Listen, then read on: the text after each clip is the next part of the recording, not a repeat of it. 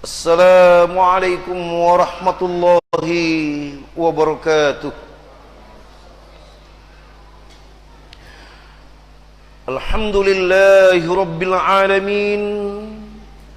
Wassalatu wassalamu ala asyrafil anbiya'i wal mursalin, nabiyina Muhammadin wa ala alihi wa ashabihi ajma'in.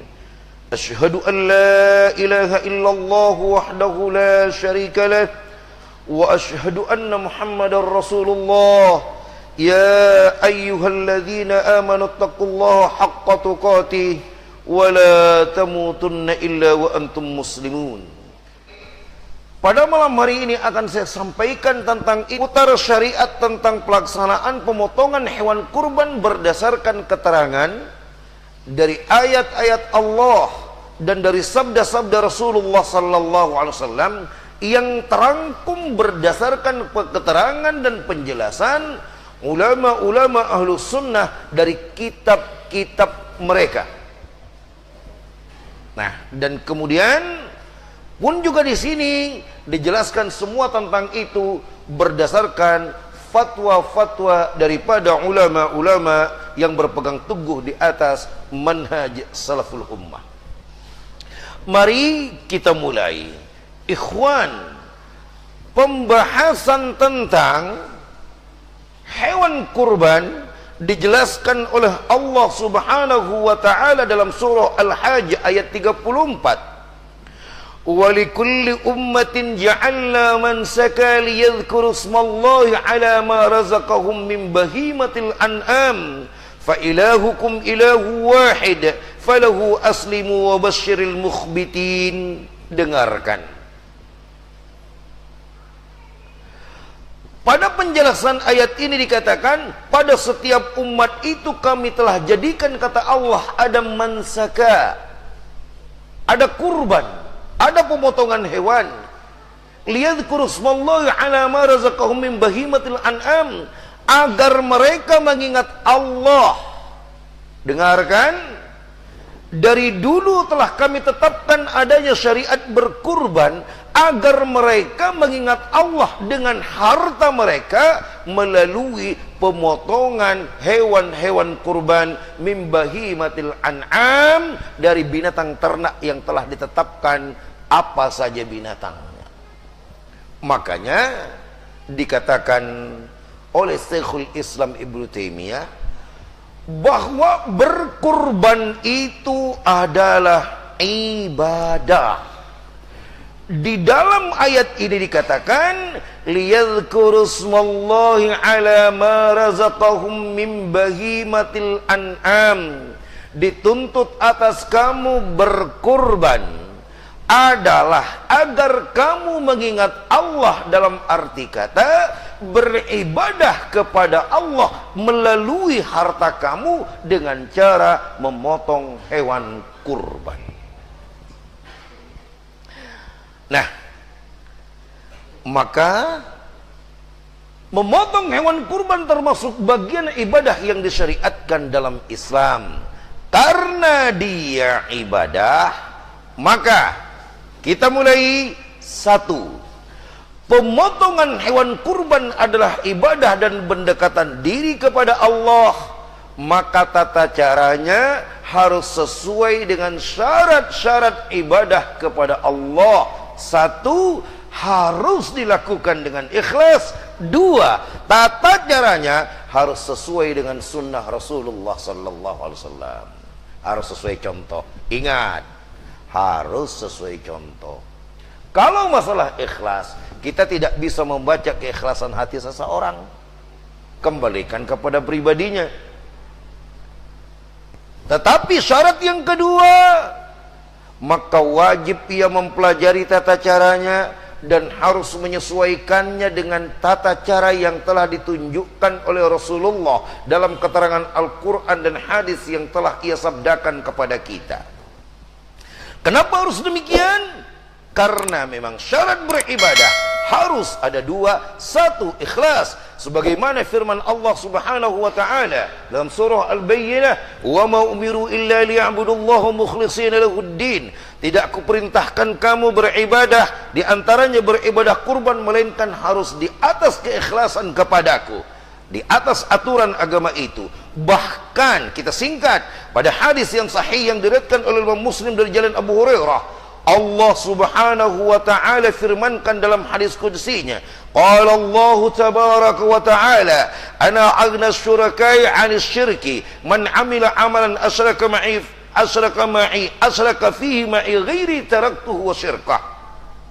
Sesungguhnya kata Allah yang maha suci dan maha tinggi, aku sangat kaya, tidak butuh untuk disekutukan siapapun denganku. Siapa-siapa yang beramal ia sekutukan aku dengan yang lain, maka akan aku tinggalkan dia, dalam arti tidak akan aku kasih pahala. Dengan siapa yang ia sekutukan denganku pun juga tidak akan dikasih. Makanya berkurban harus ikhlas karena Allah Subhanahu wa ta'ala. Dan tata caranya harus sesuai dengan sunnah Rasulullah, sesuai dengan petunjuk Nabi. Bukan budaya, bukan tradisi, bukan adat, bukan kebiasaan, bukan kata orang, bukan keinginan tukang jegal, tukang jagalnya, bukan keinginan tukang jagalnya, bukan keinginan tukang potongnya, bukan. Tetapi dia harus kembali kepada aturan dan syariatnya, karena kurban ini bagian daripada ibadah.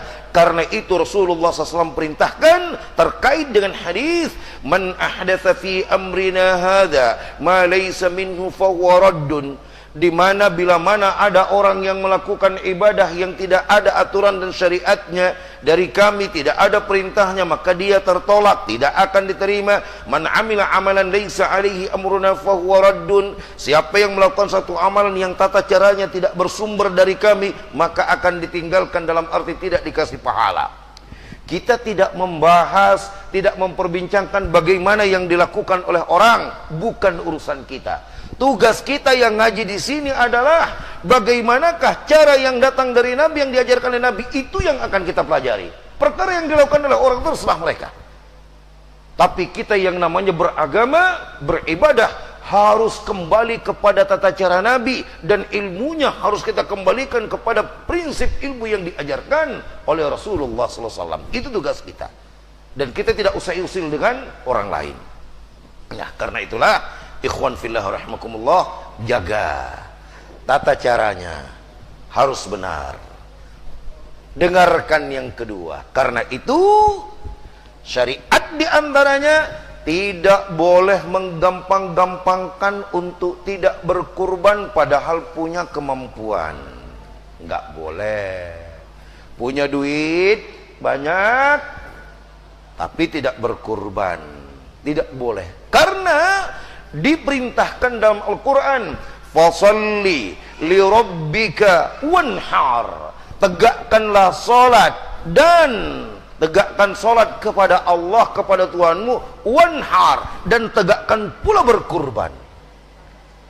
Al-Imam Ibnu Qayyim, Syekhul Islam Ibnu Qayyim menjelaskan, dua perintah ini digandengkan. Salatlah kepada Allah dan berkurbanlah kepada Allah. Ini menunjukkan bahwa dua perintah ini berkaitan, sehingga ada yang mewajibkan bagi yang mampu. Ada yang mewajibkannya bila ia memiliki kemampuan, karena digandengkan. Sehingga dikatakan khassahataini li'ibadataini bidzikr li'annahuma min afdalil ibadati wa ajalul qurbat, bahwa Allah mengkhususkan dua ibadah ini dalam satu sebutan karena dia adalah ibadah yang paling mulia dan pendekatan yang paling bagus ke sisi Allah Subhanahu wa ta'ala. Salat paling bagus ibadahmu bila mana itu adalah ibadah pribadi. Kurban adalah ibadah yang paling bagus bila mana itu ibadah harta. Di satu sisi Allah perintahkan agar dirimu beribadah kepadanya, dirimu suruh sholat, tegakkan sholat fisikmu, jasadmu. Itu tidak cukup, hartamu juga suruh beribadah kepada Allah dengan cara berkurban kepadanya. Sebagaimana ayat yang kita katakan, yang kita sampaikan di awal tadi, liyadhkuru smallahi alaihi ma razaqahum, agar mereka mengingat Allah dengan harta yang diberikan oleh Allah kepada mereka. Jadi sholat ibadah fisikmu, berkurban adalah ibadah hartamu. Nah, dua-duanya dituntut oleh Allah dan itu bentuk pendekatan yang terbaik. Karena itu dikatakan di sini tidak boleh menggampang-gampangkan untuk tidak berkurban sementara ia punya kemampuan. Bagaimana kemampuan? Kembali kepada kita. Kalau kita punya duit 5 juta, patungannya cuma 2.750.000, pakai aja. Sebenarnya kita mampu, cuman kita terlalu takut. Kaget kurang nak dimakan, kaget tak cukup, tak ada. Wa may yuqashuha nafsihi fa ulaika humul muflihun. Karena barang siapa yang telah dilepaskan oleh Allah dari sifat kekikirannya, niscaya dia yang akan berhasil, akan selamat dan akan digantikan oleh Allah. Wa may yuqridullaha qardan hasana yudha'if lahu ad'afan katsira. Siapa yang meminjamkan hartanya untuk Allah akan diberikan ganti yang lebih banyak. Jangan khawatir. Merembai kasih ke panitia, jangan dihitung itu. Kalau dihitung itu ya nggak cukup. Walaupun antum memiliki 1 lembah emas nggak cukup, minta 1 lembah lagi, dikasih 2, minta lembah emas berikutnya lagi. Kata Nabi, nggak akan ada cukupnya kalau dunia. Yang ketiga, aturan yang ketiga, jenis hewan kurban harus sesuai dengan syariat dan harus sampai pada usia kurban. Baik itu onta, sapi, kambing dengan segala jenisnya. Dan boleh berkurban dengan hewan kerbau. Dengarkan. Jenis hewannya harus sesuai yang ditetapkan syariat. Usianya harus ditetapkan syariat. Termasuk diantaranya boleh dengan memakai hewan kerbau. Dengarkan ayat yang kita bacakan tadi, walikulli ummatin ja'alna mansaka liyadhkuru smallahi ala ma razaqahum min bahimatil an'am. Dari binatang ternak engkau berkurban, suruh berkurban dari binatang ternak. Apa saja binatang ternak nanti kita perjelas. Al-Imam Muslim meriwayatkan dari jalan Jabir radhiyallahu anhu qala Rasulullah sallallahu la tadhbahu illa musinnatan. Jangan kamu berkurban kecuali musinnah, sudah yang masuk ukuran. Sudah yang masuk ukuran usianya. Kita ulang tadi, mim bahimatil an'am. Engkau berkurban harus dengan bahimatil an'am, binatang yang diternak, yang dipiarai, yang kemudian untuk dimakan oleh orang-orang dulu, para sahabat. Di antaranya onta, kambing, sapi. Di Indonesia kerbau. Muhammad bin Shalih Al-Utsaimin katakan, kalau di negeri itu kerbau adalah bagian daripada yang biasa dimakan dan biasa dikonsumsi, maka sapi adalah bagian dari kerbau, termasuk kerbau. Sapi termasuk diantara juga adalah kerbau, disamakan. Nah, itulah yang disebut dengan bahimatul an'am dalam keterangan al-hadis. Bagaimana kalau pakai ayam potong? Tidak boleh. Bagaimana kalau telur ayam? Telur? Tidak boleh. Apalagi mie celok, makin tidak pajak. Tidak boleh. Nah, illa ayyasura alaikum fatadbahu jaz'atan minad dha'n. Kamu wajib berkurban dengan bahimatul an'am, hewan yang telah ditentukan tapi sudah cukup usianya. Kecuali kamu kesulitan mencari, maka kamu boleh memotong jaz'atan minad dha'n, anak kambing kibas yang disebut adalah berusia 6 bulan.